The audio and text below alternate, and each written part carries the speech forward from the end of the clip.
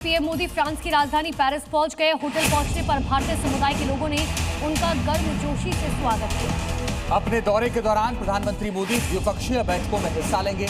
Europe के सबसे बड़े टेक्नोलॉजी और स्टार्टअप आयोजन विवाटेक समिट में हिस्सा लेंगे। भारतीय समुदाय के साथ संवाद भी करेंगे। पीएम मोदी की यात्रा भारत फ्रांस संबंधों और तकनीकी सहयोग को नई मजबूती देने की दिशा में अहम मानी जा रही है।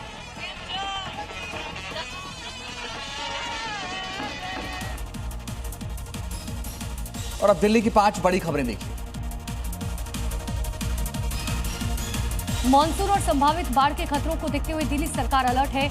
इसी कड़ी में सीएम रेखा गुप्ता की अध्यक्षता में एक उच्च स्तरीय एपेक्स कमेटी की बैठक हुई, जिसमें बाढ़ प्रबंधन की तैयारियों की समीक्षा की गई। दिल्ली के संगम विहार से हत्या का सनसनीखेज वीडियो सामने आया है, जिसमें एक ड्राइवर की गोली मारकर हत्या कर दी और हमलावर फरार हो गए। बताया जा रहा है कि पुरानी रंजिश के चलते हत्या की गई है।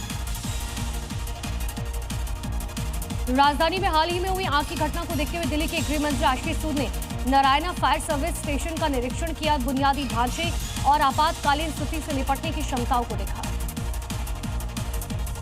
दिल्ली पुलिस ने आईएसआई मॉड्यूल का पर्दाफाश किया है। इस कार्रवाई में 5 और संदिग्धों को गिरफ्तार किया गया, जो पाकिस्तानी हैंडल्स के संपर्क में थे। इससे पहले स्पेशल सेल ने 7 आतंकियों को गिरफ्तार किया था। उत्तर पूर्वी दिल्ली में सांसद मनोज तिवारी, संदीप कपूर की अगुवाई में महास्वच्छता अभियान चलाया गया। नेताओं ने खुद झाड़ू लगाकर सफाई का संदेश दिया। इस दौरान दिल्ली के 256 ब्लॉक में एक साथ झाड़ू लगाए गए।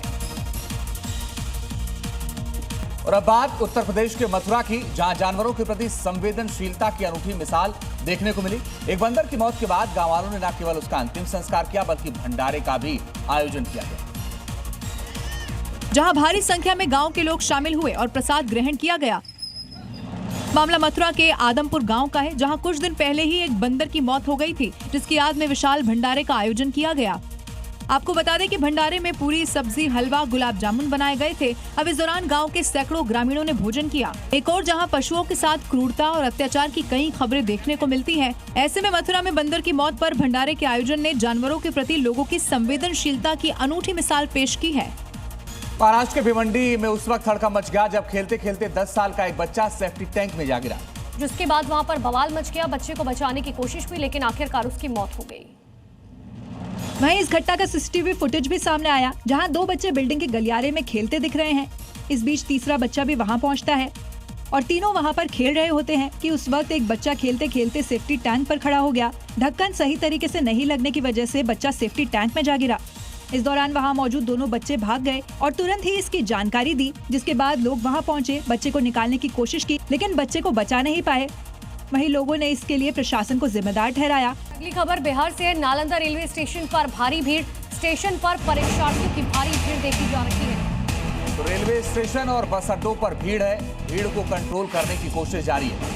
अभ्यर्थियों ने नाराजगी जाहिर की है। रेलवे के इंतजामों पर यह नाराजगी है। सिपाही भर्ती से लौट रहे परीक्षार्थियों की भीड़ है।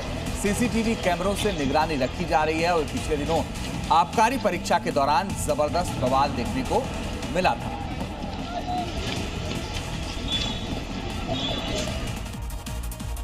और अब खबर नोएडा से है, जहां एक लग्जरी सोसाइटी की पार्किंग में तेज रफ्तार कार ने सॉफ्टवेयर इंजीनियर महिला और उसकी 5 साल की बेटी को रौंद दिया, जिससे वे गंभीर रूप से घायल हो गए। उनका इलाज फिलहाल चल रहा है। जिसके बाद सोसाइटी में अफरा तफरी मच गई। महागुन मीराबेला सोसाइटी की बेसमेंट पार्किंग की एक घटना सीसीटीवी कैमरे में कैद हुई, जिसमें साफ साफ दिख रहा है कि पति पत्नी अपनी बेटी के साथ कार से सामान उतार रहे थे। तभी एक कार तेज रफ्तार से मुड़ती है और सीधे माँ बेटी को टक्कर मार देती है।